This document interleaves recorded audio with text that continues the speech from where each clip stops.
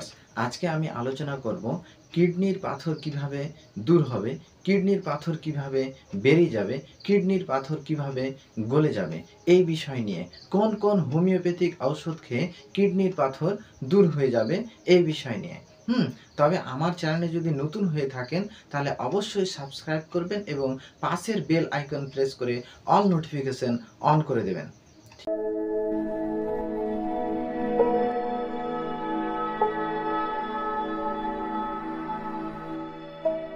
প্রথম ঔষধ হচ্ছে বারবারিস ভালগারিস কিউ এবং কার্ডুয়াস মেরিনাস কিউ 20 ফোঁটা করে, মোট 40 ফোঁটা হাফ গ্লাস ঠান্ডা জলে দিয়ে দিবেন।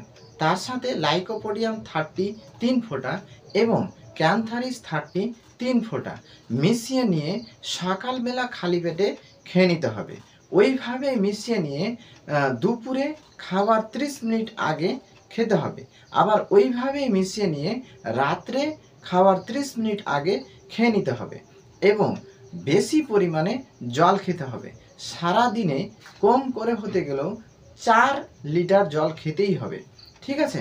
এরপরে সারসাপেরিলা 30 খেতে হবে দিনে 2 বার, খাওয়ার পরে সকাল এবং বিকালে হাফ গ্লাস ঠান্ডা জলে 3 ফোঁটা মিশিয়ে খেতে হবে। তারপরে ফসফরাস দিনে 2 বার খেতে হবে।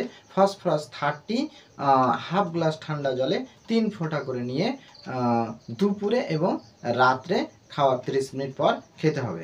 যে সমস্ত রুগীদের ঘুম হয় না, ঘুম খুবই কম হয়, সেই সমস্ত রুগীদেরকে ঘুমানোর সময় 2 ফোঁটা নাক্স ভূমিকা 30 জিহ্বাতে নিয়ে খেয়ে নিতে হবে।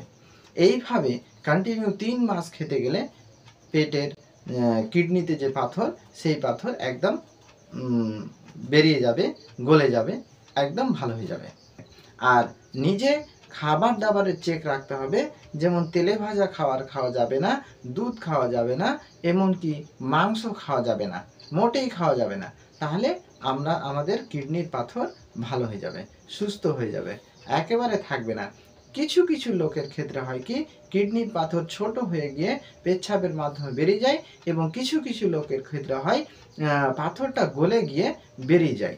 পাথরের সাইজ যদি থাকে 7 থেকে 8 mm, তাহলে প্রায় 3 মাস লাগবে এই ওষুধ খেয়ে এই পাথর দূর করতে।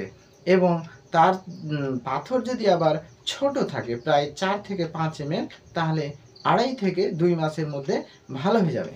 তার থেকেও যদি ছোট থাকে প্রায় 3 mm, তাহলে ওষুধ খেতে গেলে খুব ভালো, খুব তাড়াতাড়ি ভালো হবে।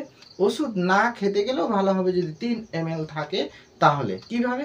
বেশি পরিমাণে জল খেতে হবে, আনুমানিক 4 লিটার পার ডে খেতেই হবে। আর যে সমস্ত খাবারের কথা বললাম যেটা খেতে হবে না, যেমন তৈলাক্ত খাবার টোটালি খেতে হবে না। আশা করছি এই ভিডিওটা আপনাদেরকে অনেক অনেক উপকার আসবে। তাই আপনারা সুস্থ থাকবেন, ভালো থাকবেন। ধন্যবাদ।